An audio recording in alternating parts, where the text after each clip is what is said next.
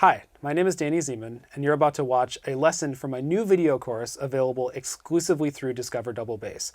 Click the link below to find out more information about it. When working on the connection between bass and drums, a lot of common advice I've gotten is to listen to the ride cymbal. Like, it's the first thing you do when you interact with the drummer, put your ears there. And I've always wondered why. Like, why is that the first piece of advice that I get when working with drummers? So I wanted to dive a little bit into that and have more of an open conversation with Caroline about the relationship between walking bass and ride cymbal. My own perception of why we focus on the ride cymbal is because in the most basic level, the ride cymbal closely relates to the function of the bass. If you think about a jazz group, let's say a trio, the walking bass is 4 quarter notes per bar. The ride cymbal is generally the only other thing that consistently is playing some type of quarter note subdivision throughout. So that's why we generally want to focus our ears towards the ride cymbal. Now there's a lot of defining features of the ride that make it different from drummer to drummer.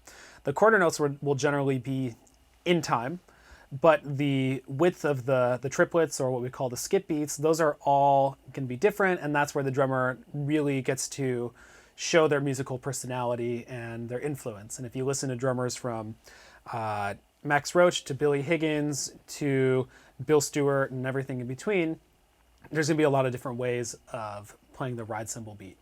So I was wondering if you could actually just play some quarter notes for me, just on the ride cymbal. Of course.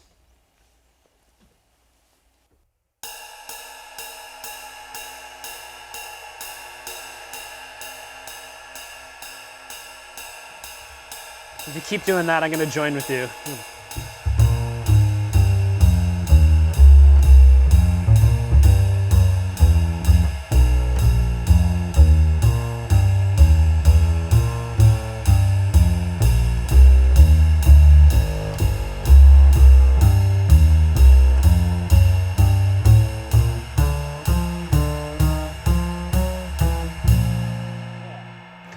Now when you're playing, you don't do that all the time. There's a lot of quarter notes. There's a lot of drummers like, I love Grady Tate for the fact that quarter note central there. Of course, yeah. Yeah, but so I know you play a lot of skip beats. So can you talk about that just for a second? Like how do you decide where to put them, or if they're like really triplety, or like what makes you choose that?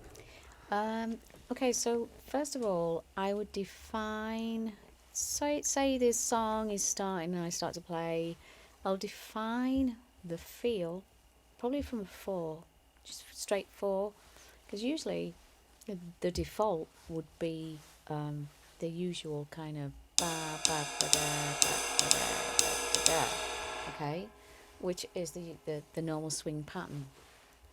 But the 4 really is trying to link myself to the bass player, trying to reach out to the bass line. If you play do do ba do do ba da, the bass player doesn't do that.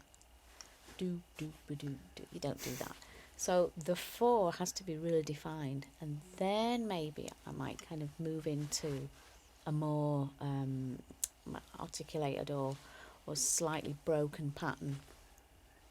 Yeah. So that kind of sets up the whole vibe, really. Yeah. Of the piece. So when you're putting those breaks in there, the do do da do, is there like how do you define how much space you put in there? Because as a bass player, I've heard varying lengths of those skip beats, like do do da do da do, like straight, or do do da do, like nice and wide. And I know when you start playing shuffles and other things, there's all these, like that space is so sacred.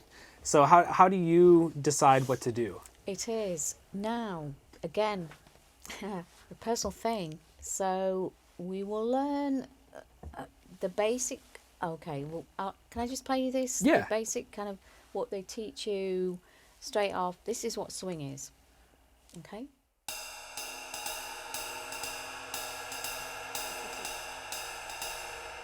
Okay, what does that sound like? Yeah, I mean it sound. I mean I know you're super swinging, so it sounds swinging to me, but it sounds kind of like do do do do do do. Yeah, it's slightly dotted though, isn't it? It's not legato enough, kind of in there, kind of da da da da da da da da. Yeah. If I think that, I might play this instead.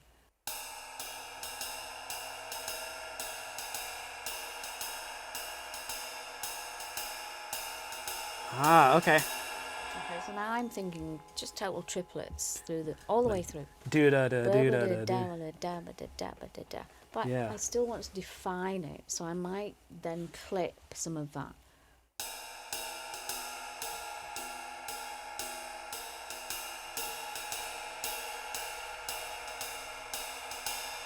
So it's kind of moving in between a swing and a more straight, even sound Yeah. as well. I But like traditionally, that, yeah. yes, traditionally you will have.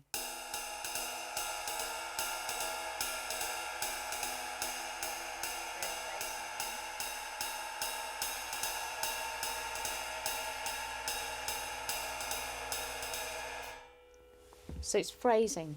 That's phrasing. Yeah. So the setup is the default swing pattern, but of course comping and phrasing enter that. So the line might be broken because of that.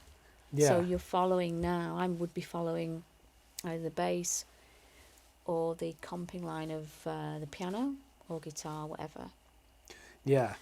And now when you're playing, the purpose of those skip beats then is to really sort of define the space between the quarter notes, right? And either give it some forward momentum or just kind of keep the music moving along.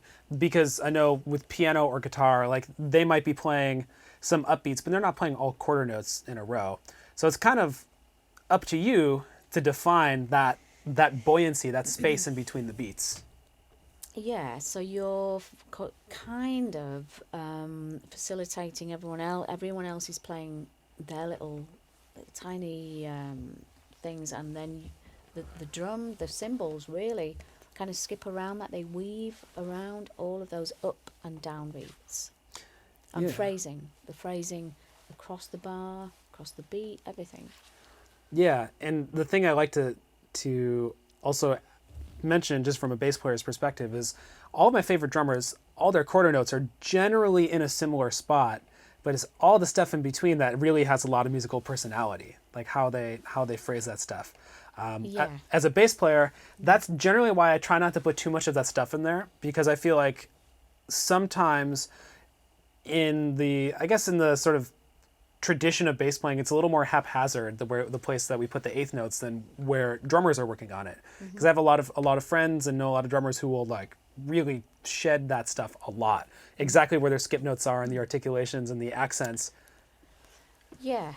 It's kind of choreographed moves in a way. we know when we play a 4-bar phrase, you might on the end, we'll choreograph kind of like do ba do do, but do do ba do ba kind of thing. Yeah. So you'll get that, but you might choose that you don't want to do that, just for the hell of it, or because you think I'm not hearing that.